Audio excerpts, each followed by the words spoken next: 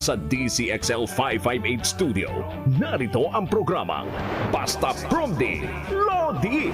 Maghahatid ng serbisyo publiko, mga storya at balita ng bawat probinsya. Basta Promdi, Lodi. Ang programang may tunay na malasakit at puso sa bawat probinsya. Kasama ang totoong probinsyano, Congressman Alfred de los Santos. At ang batikang mamamahayag sa radyo-telebisyon, Sas Drilon. Basta Promdi, Lodi. Basta Promdi, Basta Promdi, Lodi. Luzon, Visayas at Mindanao, kami ang inyong mga tagapaghatid ng purong serbisyong publiko sa barangay man, lungsod o kanayunan. Sa ngalan ng tinig ng Kongreso na si Alfred de los Santos, ako ang magsisilbing tulay sa mga reklamo ng bayan. Sama-sama po nating isulong ang kaunlaran ng mga pamayanan. Ako po ang inyong kapromdi, Ces Orenia Drilon.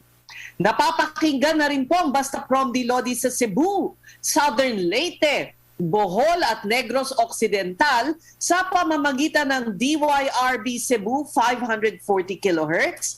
Nasa Tirad Pass TV and radio rin tayo sa Ilocos, DXRD Davao at Infinite Radio sa Calbayog City.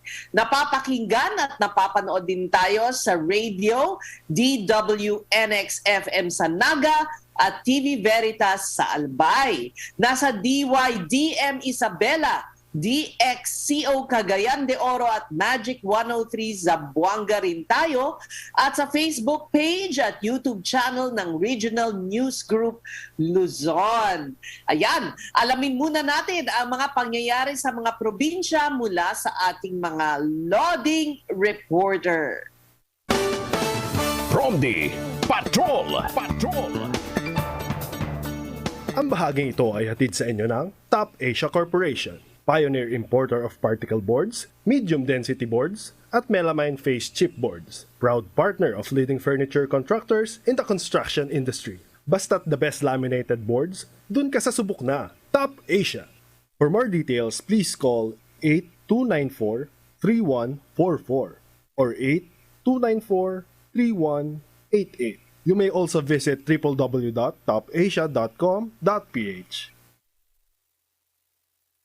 Alright, unahin natin ang norte sa Region 1, Kapulisan, hinangaan sa pagkakawang gawa. Narito ang ulat ni Radyoman Arman Soriano ng IFM Dagupan.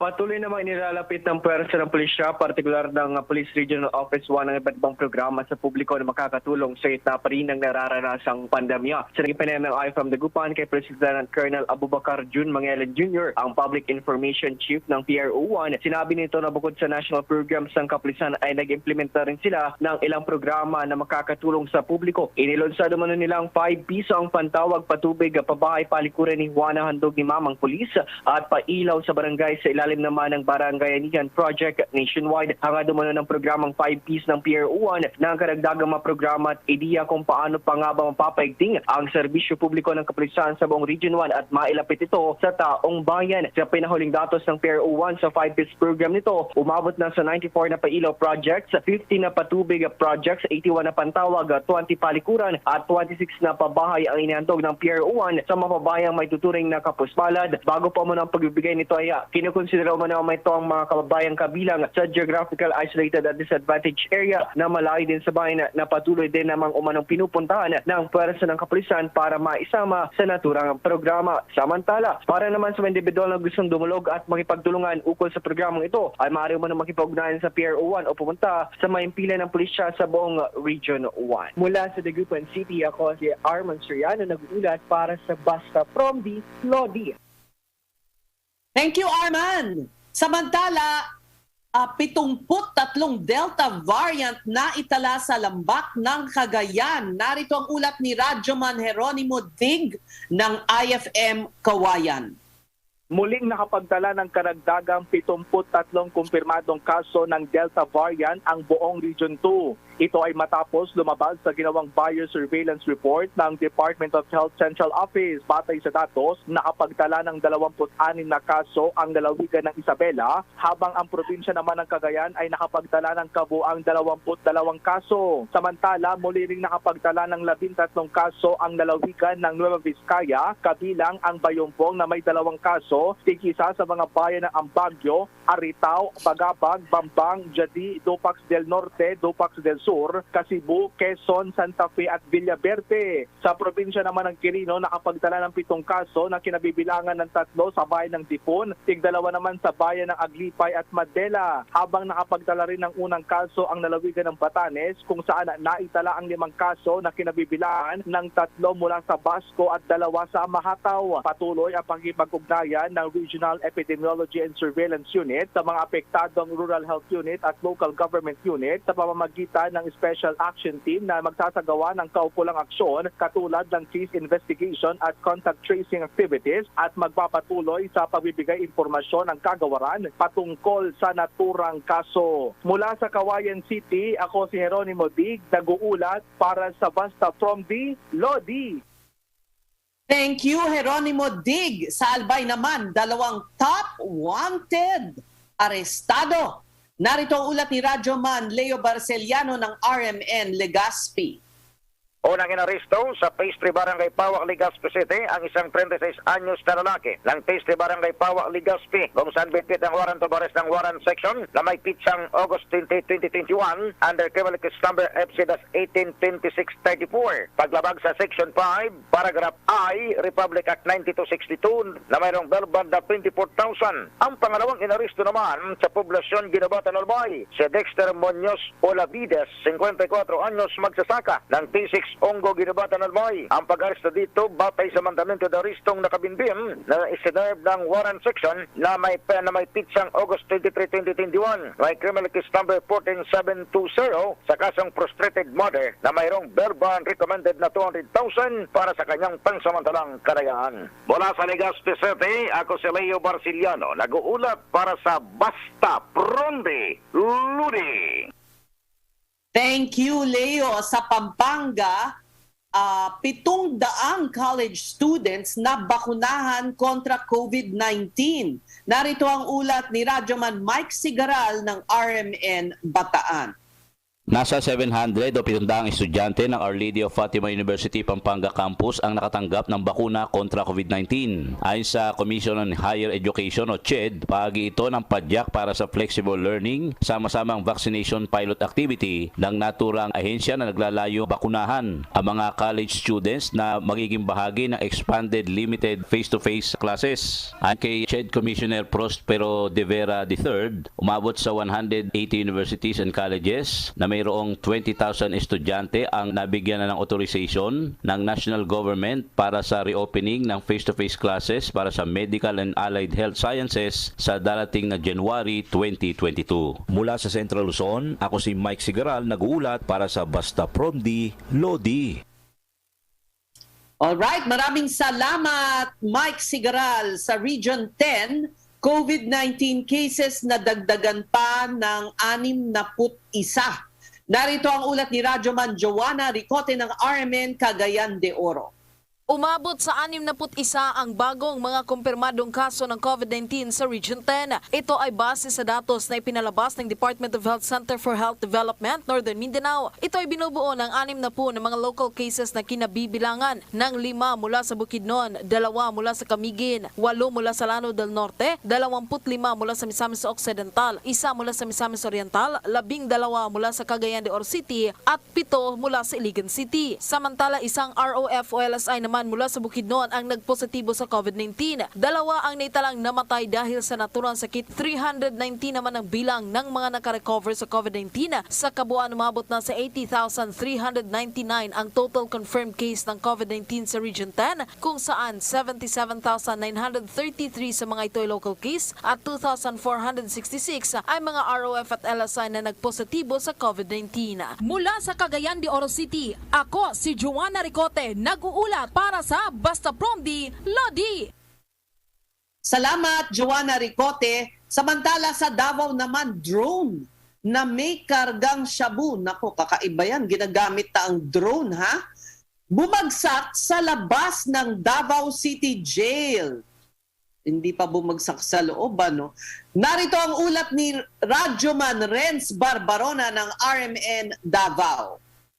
Aabot sa 432,000 pesos na hininala ang shabu na tinangkang ipasok sa Davao City Jail ang na-recover ng Bureau of Jail and Penology o BJMP-11 mula sa magkasunod na insidente. Ang illegal na droga na inilagay sa chicken pork adobo at drone na nakuha malapit sa City Jail na may suspected shabu din. Sa panayam ng RMN Davao kay BJMP-11 spokesperson Jail Inspector Edu Lubenia, mas strikto, mas pinagpitan pa nila ang inspeksyon sa mga kagamitan at pagkaing pinapadala sa mga persons deprived of liberty o PDLs. Na-report ang isang kagawad na may naiwang drone sa Purok 25B People's Village Maa dito sa Davao City, malapit sa City Jail at napag-alabang may suspected shabu. Ayon kay Lubenia, ang nasabing droga ay may timbang na 25 grams at may estimated street value na 400,000 pesos. Nagsagawa na ngayon ng investigasyon ng BJMP-11 sa dalawang mga insidente kung saan pareho ang source sa mga drogang na-recover ng otoridad.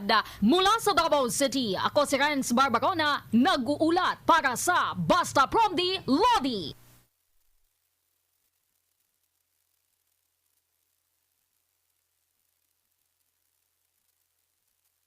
Maraming salamat, Renz. Nako, yun palang gustong mangyari, ano? I-deliver sa loob ng kulungan, sa loob ng preso. Nako, kailangan talaga ang masusing investigasyon sa nangyaring yan. Samantala po, mga senior citizen at minors, ngayong nasa alert level 3 na tayo sa quarantine classification dito sa Maynila, may gentle reminder ang Interagency Task Force for the Management of Emerging Infectious Disease. Kung ano yon? Yan ang ating alamin sa pagbabalik ng Basta Promdi Lodi. Ang programang may tunay na malasakit at puso sa bawat probinsya. Basta Promdi Lodi! Sugar, creamer, coffee, sugar, creamer, coffee. Bored at home? Counting 3 in 1s. Count 3 sets of Warrior 3 pose. 8, 9, 10. Maintain your yoga fitness even while on lockdown. Feel the surge at home. Work out with our celebrity coaches and join your favorite classes like yoga, high-intensity interval training, Zumba, and more. For more information, check out our Facebook page, Surge Lifestyle PH. I feel the surge at home. Basta Promdi Lodi, ang probinsyano, ang probinsyano, ang probinsyano party list, probinsyano'y boses mo. Promdi para sa tao, marami siyang tinutulungan, handa kang ipaglaban, wala siyang uurungan, tunay na kaibigan. Ang probinsyano, yan ang boses ng Pilipino. Ang probinsyano ay lugod. Basta Promdi Lodi, ang probinsyano, ang probinsyano, ang probinsyano party list. Basta Promdi Lodi, ang probinsyano, ang probinsyano, ang probinsyano party list. Ang bahaging ito ay hatid sa inyo ng Alphard Primecon Construction. Hanap po ba ay dekalidad na pabahay, kalsada o anumang infrastruktura? Sa Alphard, siguradong dekalidad ang kagamitan at serbisyo. Alphard Primecon Construction. Kaagapay sa dekalidad na pag-asenso. Atin to! Ang totoong probinsyano, Congressman Alfred de los Santos at ang batikang mamamahayag sa radyo telebisyon, Sas Drilon, Basta Promdi Lodi! Ngayong nag-shift ang NCR sa Alert Level 3 sa quarantine classification, may mga pamantayang ipinalabas ang Interagency Task Force for the Management of Emerging Infectious Disease o IATF-EID para sa posibleng pagdami ng mga menor na magtutungo sa iba't ibang pampublikong lugar. Bagamat mababa ang porsyento na magkaroon ng malubhang epekto sa mga menor ang COVID-19, may posibilidad raw na maging super spreaders ng virus ang mga menor na kabataan. Kaugnay nito ngayong hapon, makakasama natin si IATF Special Advisor Dr. Ted Herbosa para gabayan ang ating mga kabataang menor sa bagong mga patakarang ipapatupad, pero di lang yan pati nakasama ang senior citizen. May mga condition ding ipinapatupad ang task force. Ayan. Dr. Herbosa, good afternoon po sa inyo. Good afternoon, sir. At good afternoon kay Congressman. Okay, unang-unang tanong. Doc, kailan lang ba pwedeng lumabas ang mga menor de edad at pwede ba ang exercise rule sa kanila kung saan ba sila allowed mag-ehersisyo? Well, ang unang dapat malaman ng mga tagapakinig natin, sa Alert Level 3, ang pinapayagang lumabas ay yung fully vaccinated na kumain sa dine-in at pumasok sa mga lugar na inallow na ang up to 30% ng kanilang capacity. Kung kayo naman ay unvaccinated or partially vaccinated, pwede yan sa outdoor areas ng specific na establishment. Ngayon, ang mga minor, kailangan po accompanied by a guardian or a parent na fully vaccinated. So kasama dapat yung nanay or tatay na vaccinated para babantayan yung bata or minor ng kanyang mga ginagawa at sumusunod sa pamantayan ng ating public health standards para hindi naman magkahawaan at maging super spreader event. Pwede ba silang pumasok sa mga gym, kunyari? Yung gyms, limited ang capacity, no? Ang capacity doon, kailangan fully vaccinated sila. Number one, yung ibang gyms may additional 10%. Pag meron silang safety seal from the Department of Trade and Industry and the Department of Health and the DILG. So, pwedeng dagdagan yung kapasite. Ibig sabihin, meron silang mga air purifier, maganda ang ventilation ng gym, at maganda yung sanitation standards nila. So, pagka meron silang seal, mas tumataas ang kapasidad. Pero yung mga minor, hindi pa pwede sa gym. Hindi pa pwede. The ruling. Kasi hindi pa sila vaccinated, Doc. Di ba? Correct, oo. We only started the vaccination of below 17 nitong Friday, October 15. Yeah. At sa 8 hospital pa lang, Tess, no? We only started... At saka yung mga may... yung mga yes, pili lang, no? Yung mga kabataan, yung merong mga sakit na maaring mas vulnerable sila sa COVID-19. Last Friday, we started 15 to 17. This Friday, idadagdag na yung 12 to 14. Pero again, kailangan may medical certificate na may associated illness sila.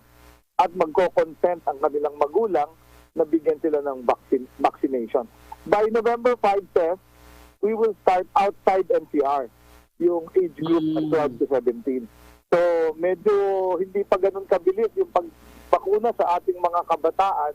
Pero at least nag-umpisa na tayo sa Pilipinas ng pag-vaccinate sa kanila. Okay.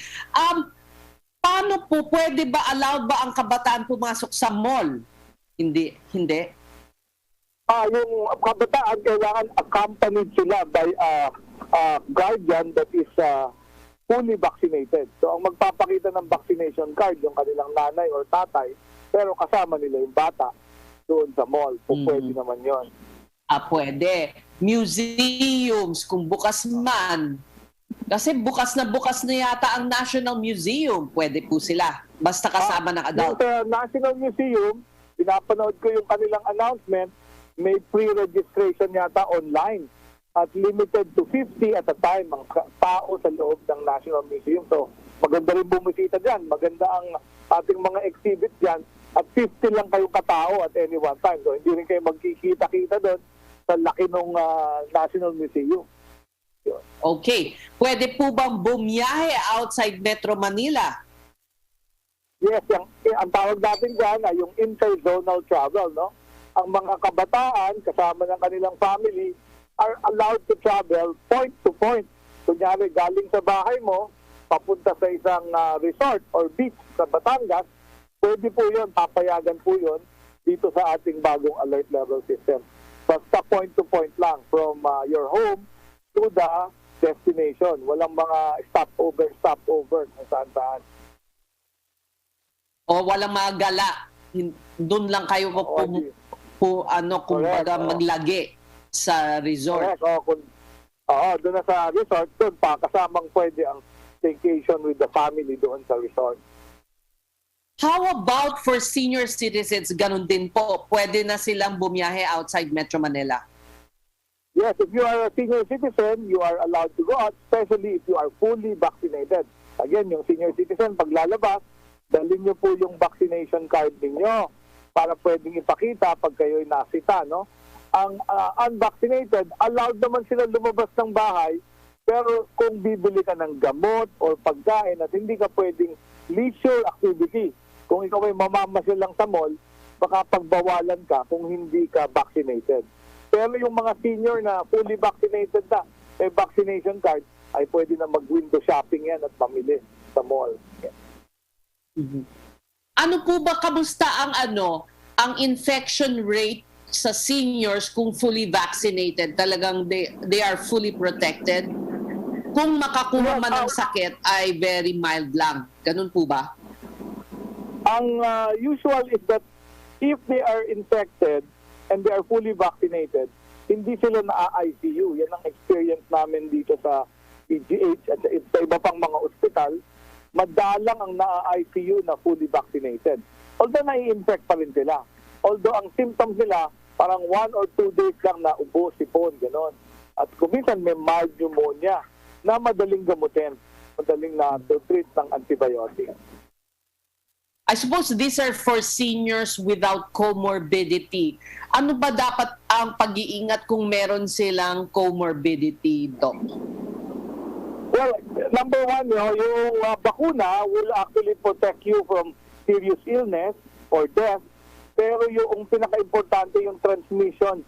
Mapiprevent mo naman ito sa pagsuot ng mask at pag-iwas talaga sa matataong lugar.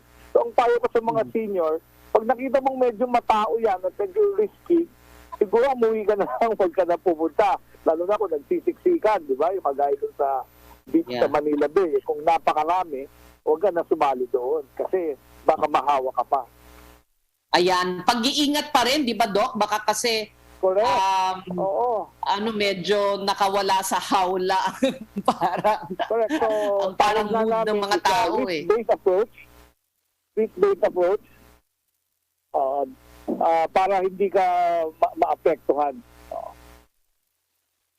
Alright, well, thank you so much. May karagdagang mensahe po ba, Doc Herbosa, para sa ating mga taga-subaybay? Whether senior or minor or lahat na ng karaniwang tao, I suppose.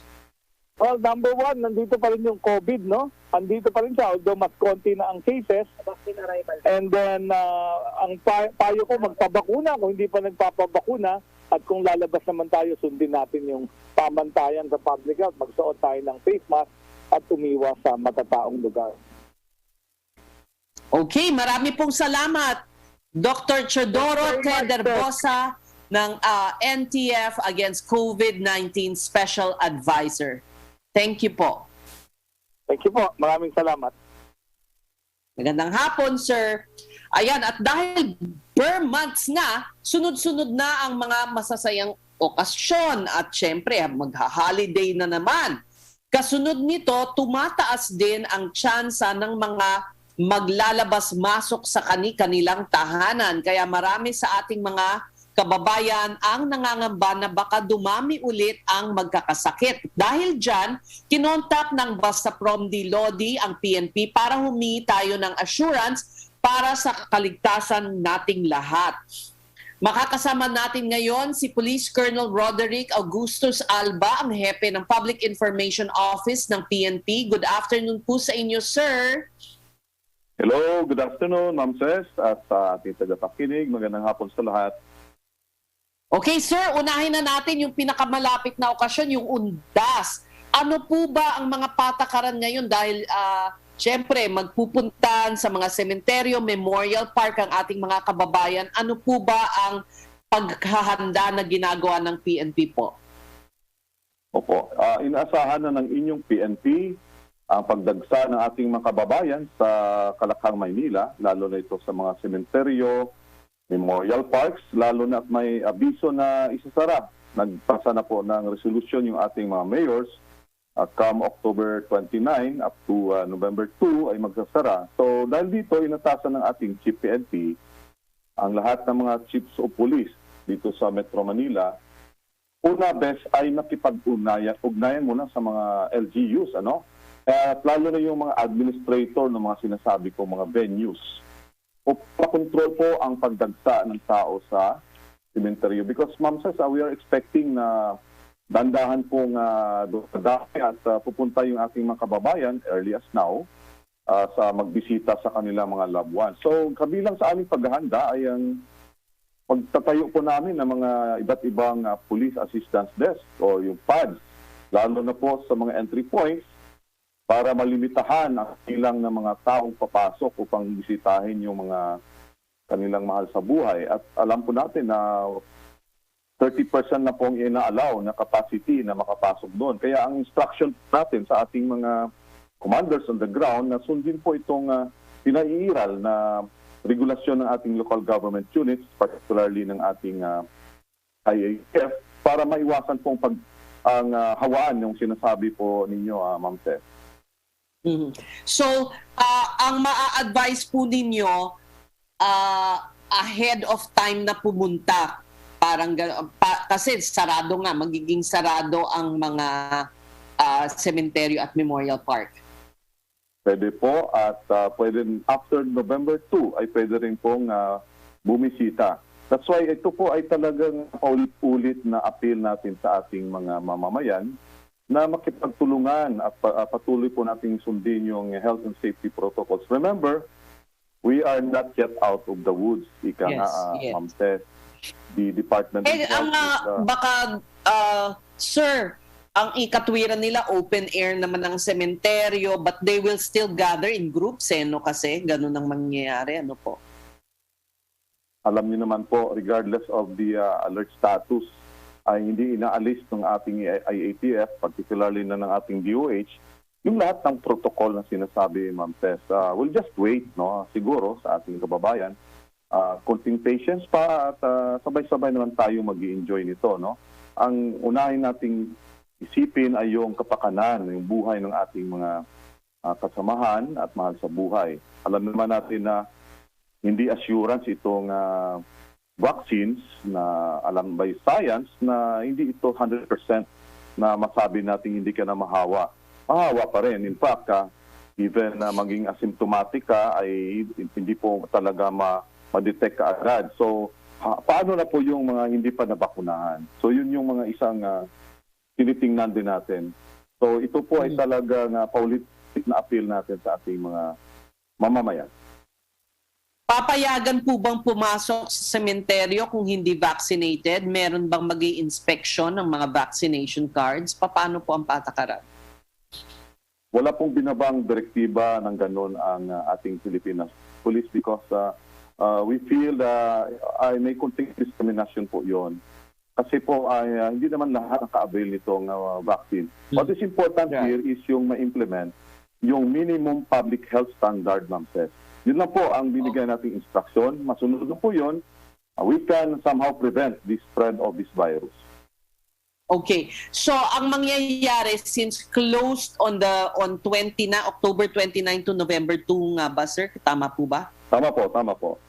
Yes. Okay. So, ang advice is for the public to visit yung mga loved ones nila before or after na lang. Parang kanya-kanyang araw na lang, pumili sila, no? Kung kailan sila pupunta, parang ganun. That's correct. Kaya nga po, naglagay na tayo ng mga tinatawag nating police assistance desk kasi natural, hindi natin pabayaan. I have also, aside from the minimum public health standard observance, ay ang mandato din ng PNP ay nandun pa rin. Maintain peace and order and secure our population. So pwedeng other crimes might occur kung hindi natin ito lagyan din na latagan ng ating mga security forces. Okay. So, as usual, maraming bawal pa rin like before na dalhin, di ba? Yung mga alak, yung ganyan, baraha. Ano po ba yung mga bawal? Yes. Actually, kagaya pa rin ng mga nakaraang taon, pre-pandemic o yung last natin, yung under pandemic na tayo, di ba, last year. So, may mga patakaran pa kung iputupad. Generally, yung ating local government unit supported with the PNP and other force multipliers, nakakasakop sa sementeryo, ay kagaya po ng nakarang taon ay bawal pa rin magdala ng mga deadly weapons, yung mga matatalim, no, at matutulis na bagay. Pinagbabawal din yung alak, baraha at droga and other contrabands, Ma'am Ses. Okay. Gaano kadami ba ang pulis na ipapakalat ninyo dito sa NCR po, sir? Okay. Hindi lang po cemetery yung tinitingnan natin, at saka yung Memorial Park, Ma'am Ses, dahil yung latag po natin is depende sa prevailing situation. Pero dito sa cemetery, of course, we'll be deploying dito lang sa NCRPO nearly 800 personnel sa cemetery, nearly 200 naman sa 48 columbariums, no? Buong Metro Manila. And then, mayroon tayong i-deploy sa mga transportation hubs, terminals, sa mga places of convergence, gaya ng mga malls, marketplaces, parks, mga commercial areas, at mga major tourist destinations, because we presume dito sa part ng Philippine National Police na yung iba po ay talagang hindi rin bibisita kaagad. Unahin nilang puntahan itong mga lugar na sinabi ko. That's why we already assess the situation. We already make an assumption on the threat and the risk, no? Na hindi lang cemetery yung concern natin. And we also ask the top health of other organizations like yung mga force multipliers. So mag-augment din po yun. Yung mga barangay tanod, yung mga other volunteer groups, patrol ng bayan, and even the Bureau of Fire Protection dito sa area ng NCR. Okay.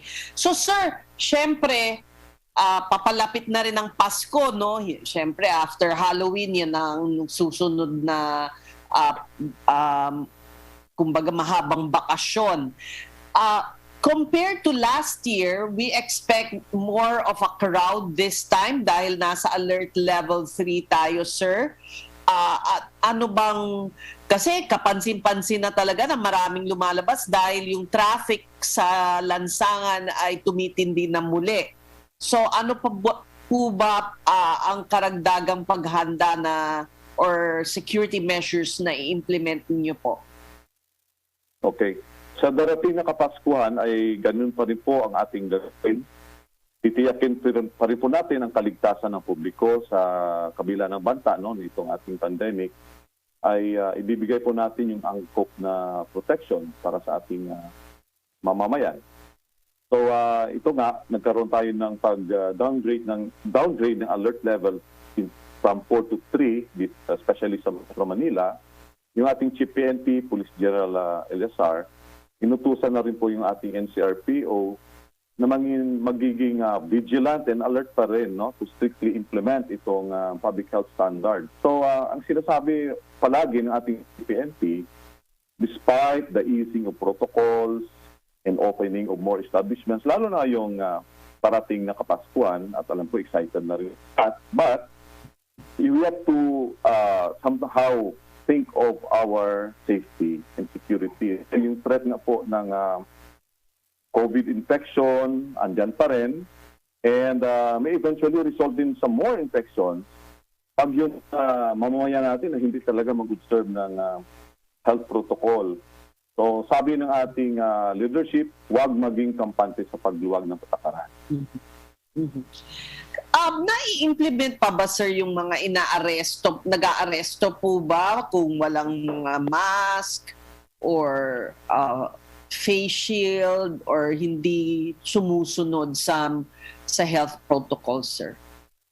Opo. Actually, we already may findings na rin tayo for the past 4 days. Wala pong ina-arrest, Ma'am Ses, let me correct that. We only find, no, those in violation itong minimum public health standards unless they will commit beyond itong sa public health standard protocol. For the past 4 days, October 16 to October 19, mayroon pa rin po ang warningan. In fact, bumababa ng 10 to 15,000 a day yun. No? This is an accumulative data. So, we have to establish the average there. Pero medyo marami rin pa rin Ma'am Ses.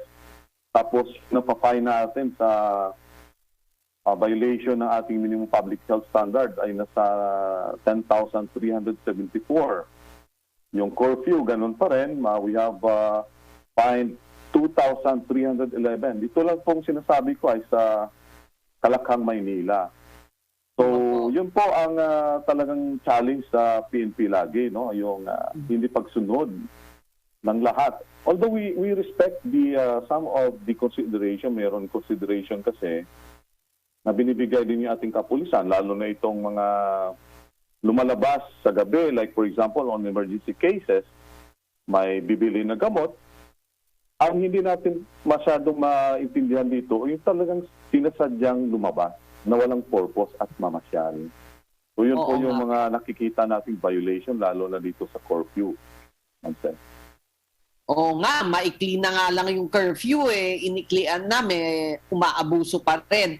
So marami pong salamat. Panghuli na lang pong siguro reminders na lang po sa ating mga tagapakinig. Colonel Roderick Agustos Alba, ang hepe po ng Public Information Office. Panghuling salita nyo na po. Sundin po natin yung ating health protocol. Kaya nga po nang ginawa nating siguro sa kaligtasan ng mamayan noong nakarang Pasko, yung previous undas at ngayon nga palapit na Kapaskuhan, yung ating PNP ay will make sure na yung kaligtasan ng bawat mamamayan, kapag tulungan pa rin natin kapulisan at ng mamayan ay talagang ma-attain natin. Now, Ma'am Ses, I'd like to post these numbers kasi po ito... please, sige po. Yes. Yung ating isumbong ay platform ay handang tumanggap ng mga reklamo, sumbong, puna, suwestyon. O kung meron po tayong gustong ipaabot sa ating PNP, na mapaigting po nating kampanya sa criminality, drugs, corruption, or terrorism even. So ito po ang mga numbers, ibibigay ko po. Go ahead, sir. 0919-160-1752. 0919-160-1752. We have also 0917-847-5757. Yun lang po, Ma'am Ses. Maraming salamat. Maraming pong salamat, Colonel Alba, sa hanggang sa susunod nating panayam at lagi namin kayong kakatukan ng para sa mga anunsyo, lalo na darating na nga ang mga maraming holidays at dagsa ng tao kahit na patuloy ang ating paalala sa kanila. Salamat po, sir. Thank you po. It's my pleasure and the pleasure of the PNP. Maraming salamat. God bless. Ayan. Sana nakuha nyo yung mga telepono mamaya. Try nating i-flash sa ating screen para malaman ninyo kung saan kayo hihingi ng assistance. Ayan. Meron po tayong pa-Wednesday good vibes dito sa Basta Promdi Lodi. Kwento ito ng isang 21 anyos, na estudyante na nakakuha ng scholarship mula sa prestiyosong culinary school ng legendary chef na si Paul Bocuse ng France. Wow! Grabe, mahal mag-aral doon. Nako, #, feeling proud kayo sa pagbabalik ng Basta Promdi Lodi. Ang programang may tunay na malasakit at puso sa bawat probinsya. Basta Promdi Lodi! Sugar, creamer, coffee. Sugar, creamer, coffee. Bored at home? Counting 3 in 1s. Count 3 sets of Warrior 3 pose. 8, 9, 10. Maintain your yoga fitness even while on lockdown. Feel the surge at home. Work out with our celebrity coaches and join your favorite classes like yoga, high-intensity interval training, Zumba, and more. For more information, check out our Facebook page, Surge Lifestyle PH. I feel the surge at home. Basta from Lodi, ang probinsyano, ang probinsyano, ang probinsyano party list. Probinsyano'y boses mo. From di para sa tao. Marami siyang tinutulungan, handa kang ipaglaban, wala siyang uurungan, tunay na kaibigan. Ang probinsyano, yan ang boses ng Pilipino. Ang probinsyano ay lagos. Basta from Lodi, ang probinsyano, ang probinsyano, ang probinsyano party list. Basta from Lodi, ang probinsyano, ang probinsyano, ang probinsyano party list.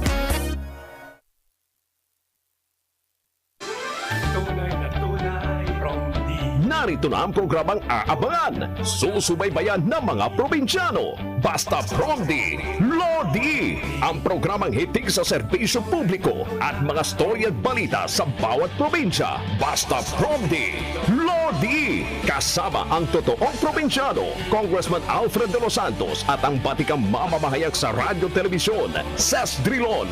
Basta Promdi, Lodi, mula Lunes hanggang Biyernes, 1:30 hanggang 2:30 ng hapon, dito sa DCXL 558, Radyo Trabaho.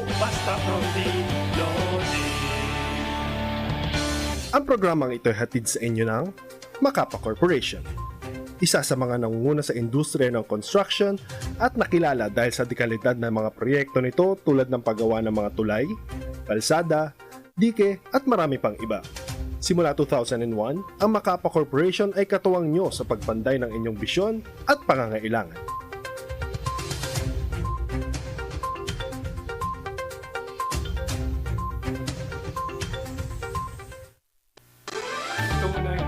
Ang totoong probinsyano, Congressman Alfred de los Santos at ang batikang mamamahayag sa radyo telebisyon, Ses Drilon. Basta Promdi, Lodi!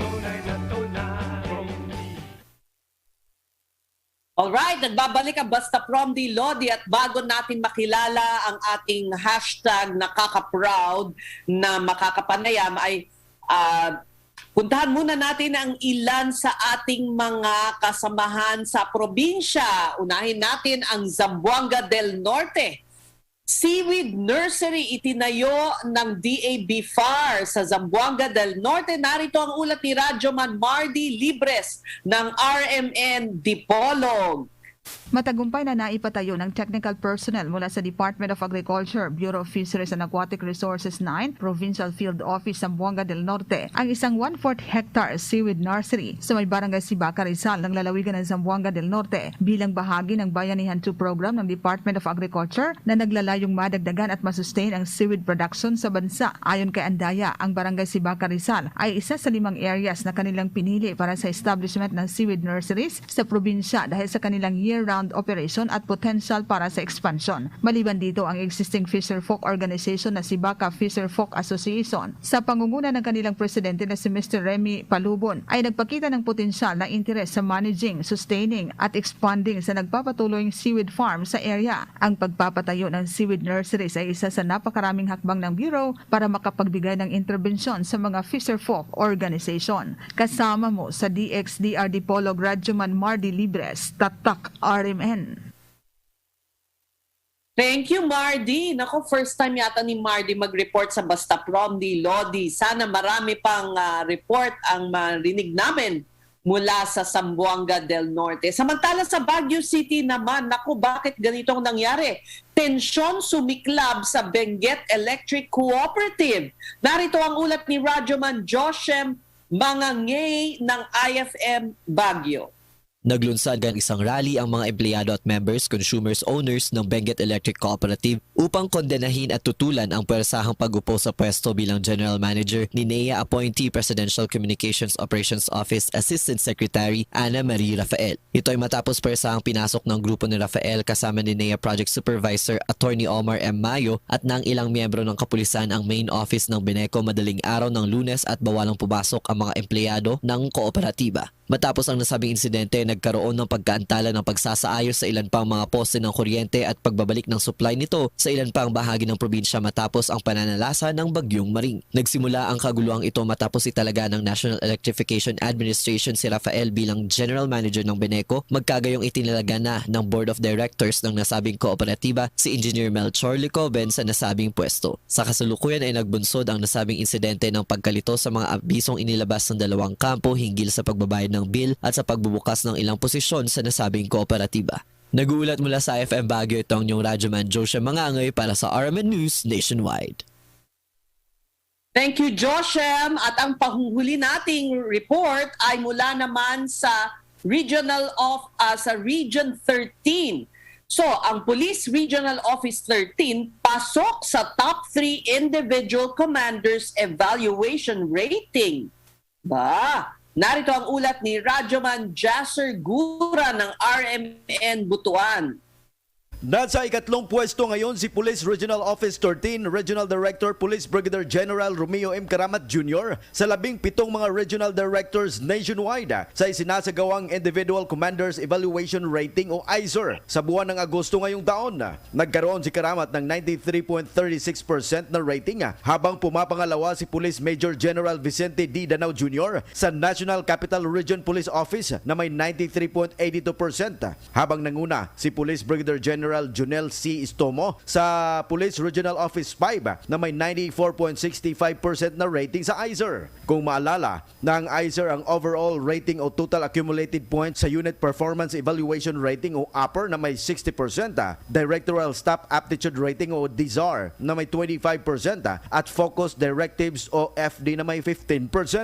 Ayon ito sa ranking na base sa data galing sa PNP National Headquarters sa Camp Crame sa Quezon City. Nagpahayag ngayon ng pasasalamat si Police Brigadier General Karamat sa mga kapulisan sa Caraga Region at sa lahat ng mga unit commanders na lumaban sa kriminalidad at insurhensya sa rehiyon sa pamamagitan ng Simultaneous Anti-Criminality Law Enforcement Operation o SACLEO. Kasama mo sa DXBC RMN Butuan, Jasser Gura. Tatak, RMN. Thank you, Jasser. Ayan. So ngayon ay makakapanayam natin itong estudyante na talagang #nakaka-proud na produkto ng Gawad Kalinga Scholarship Program. Akalain nyo na noong May 2018, o mga tatlong taon nang nakalilipas, nabigyan siya ng study grant sa France ng legendary culinary school ng chef na si Paul Bocuse kasama ang 47 culinary aspirants mula sa iba't ibang sulok ng mundo. Marami sa kanyang mga kaklase ang hindi nabigyan ng certificate, pero ang ating kababayan nakakuha ng 14 out of 20 na grado. 3 taon matapos ang kanyang successful culinary journey, turn naman ng Lodi na si Girly Obias ang magbigay ng inspirasyon. Hi Girly! Kamusta ka? Magandang hapon po. Good afternoon. Nasaan ka na ba ngayon at ano na ang pinagkakaabalahan mo? Nandito pa rin po ako sa Gawad Kalinga. So 2018 pa po yung nakagraduate po ako sa culinary school sa France. So ang ginagawa ko po ngayon is connected pa rin po ako sa Gawad Kalinga and handling as a CEO or Chief Exec Engagement Community. Ngayon po, currently, employed po ako sa Bayan Anihan ng Gawad Kalinga.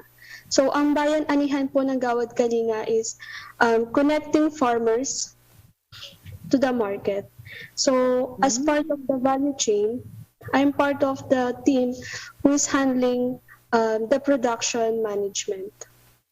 Oh, yan ba yung sa farm na sa may Bulacan ba? Nandyan ka ba ngayon? Opo, ma'am. Ano nga, nabisita ko na yan, napakaganda. Teka, Enchanted, ano ba ang pangalan ng farm na nga, girly? GK Enchanted Farm po. Yon, Enchanted Farm. Akala ko nagkamali ako kasi baka parang tunog Enchanted Kingdom yung dating niya, di ba? Ano naman ang nagtulak sa'yo na kumuha ng culinary arts sa France? So 2018 pa pala yun, no? Pero ikaw ang pinilin or nag-apply ka o kwento mo sa amin, paano? So, dito po sa Gawad Kalinga, madami pong scholars at marami rin pong investor na na-inspired sa mga stories na from poor who wants to dream and live their dreams into reality. So, luckily, kasama po ako dun sa seed scholars ng Gawad Kalinga. And then, yung school po ng Paul Bocuse, they sent 2 students from their school and then ititrain po nila ang 2 seed students din po. So, parang exchange program, ganun ang nangyari. Yes po. So yung ibang students naman na French nag-aral dyan sa Enchanted Farm? Ang ginawa po nila is para sila pong volunteer po dito sa farm. Okay. Parang inayos rin po nila yung kitchen po ng farm. Nagbigay po sila ng mga knowledge po about kitchen. So, dapat po hindi po ako yung mabibigyan ng opportunity kasi nabigyan na po ako ng opportunity dito po sa Taguig. Nakapag-aral po ng 1-month training po sa Enderan Colleges. So, meron po sanang iba pang mga estudyante na pwede pong mabigyan ng oportunidad. At dahil po meron din po kami mga existing enterprises, mas pinili po ng 2 student na mag-focus po sa enterprise. So kahit na hindi po ako ang dapat maipadala, lagi po akong uma-attend ng trainings po nila. So, dahil po doon, ako po yung pinili po nila na magpunta sa France. Galing. Pag masipag talagang napapansin ka no? Pag pursigido ka, kaya ikaw ang napadala. Kamusta naman ang training mo doon? Kwento mo how it was. Mahirap ba? Siyempre, Pranses ang lengguwahe, di ba, girly? So, paano ang naging experience mo doon? So, dito po sa farm, marami pong mga French students din po na nagpupunta.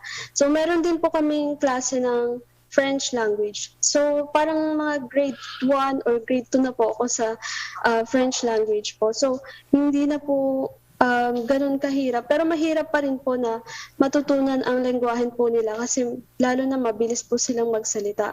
At saka po, hindi po lahat sila marunong mag-English. So, dun po sa France, mahirap po kasi sa weather po malamig. Hindi po tayo sanay na gano'n. At nakakamiss din po ang pamilya at lalo na po yung pagkain po ng Pilipino. Kasi po, Ganong katagal ka ba doon, girly? 3 buwan po.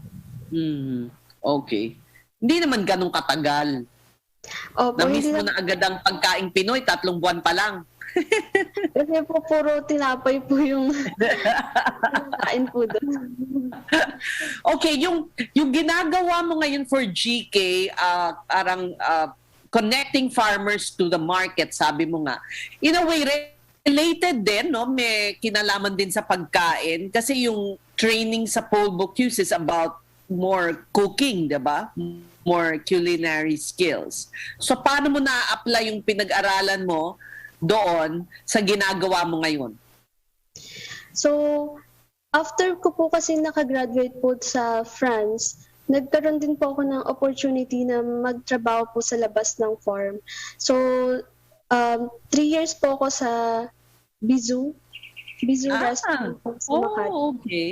So, doon ko po na... position mo sa Bizou? So, line cook po. Line cook, okay. Yes po. kasama po sa mga nagluluto po dun po sa restaurant ng Bisou. So, Bisou is a French restaurant. Dun ko po lalong hasa yung skills ko about French cuisine. Pero yun nga po, dahil po sa Gawad Kalinga po, yung pinakaunang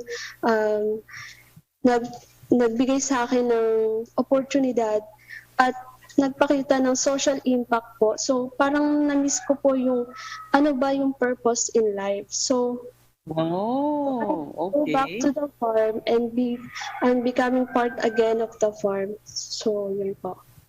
And helping others achieve their dreams just like you did. Yes po. So anong tulong ang binibigay mo sa mga magsasaka? Kwento mo nga kasi tama ka. Minsan, ang tanim ng mga magsasaka ay hindi naayon sa gusto ng merkado, di ba? O kaya wala silang access, yung kanilang mga produkto hindi nakakarating sa merkado. Kumbaga, parang kailangan magkaroon sila ng access. So anong tulong ang ibinibigay mo? So ito po, yung Bayan Anihan, na produkto rin po ng Gawad Kalinga, is natutulungan po namin ng mga farmers sa pamamagitan po ng pagbibigay sa kanila ng trainings and also broad knowledge about production and marketing and also handling the business itself. And yung logistic rin po, halimbawa na po, kumukuha po kami ng ube from Mindanao and then nag-help na po kami ng logistic para makapunta yung product po nila dito sa Manila. So instead of selling the raw materials, we are creating also value. So sometimes parang more value added sa kanilang mga produkto. So kunyari, sige, sabihin natin ng ube, imbis na ube lang na yung raw, may finish. Anong finishing ang ginagawa? Nagiging powder ba? Nagagawa ba nilang powder or? Yes po. Ginagawa po powder at tapos po ngayon po ang project ko po is chips line. So nagagawa okay. Aside from ube, we're creating also sweet potato, yung kamote po. Very good. So ang ibig sabihin, talagang parang may value added na. So chips na ang binibenta, branded ba ng GK, ng Enchanted Farm o? So currently po, we are doing a partnership with a specific company. Meron po silang line ng fries, but they also want to invest in our local farmers. So, nagpunta po sila sa Gawad Kalinga and naghingi po sila ng kung ano po yung pwede nilang matulong. So, we're proposing chips instead of fries kasi nga po pandemic, mas accessible kapag nakapack po siya. So, sa amin po, ang gagawin po namin is lulutuin na lang po at nakapack na po at sila na lang po ang mag-distribute. Okay. Very good, girly. Nako, nakakatuwa na ikaw ay tupad mo ang mga pangarap mo at tinutulungan mo naman ang iba na matupad din ang pangarap nila at mas maganda ang maging kumbaga kita ng ating mga magsasaka. Thank you so much at sana ay marami pa ang tumulad sa iyo. Maraming salamat, Girly Obias, na ngayon ay nagtatrabaho sa Bahay Anihan, tama ba? Bayan Anihan po. Bayan Anihan ng GK. Maraming salamat sa inspirasyon na idinulot mo sa amin. Thank you and more power to you. Thank you po. At yan po ang isa na namang araw ng ating paglilingkod sa ating mga kababayan. Muli niyo po kaming samahan na isulong ang kaunlaran sa mga lalawigan. Itaguyod ang kapakanan at iangat ang husay ng mga probinsyano. Na-meet naman natin kanina, di ba, si Girly. Sa ngalan po ni Alfred De Los Santos, ako po ang inyong kapromdi, Ces Orenia Drilon. Hanggang bukas, maraming salamat po.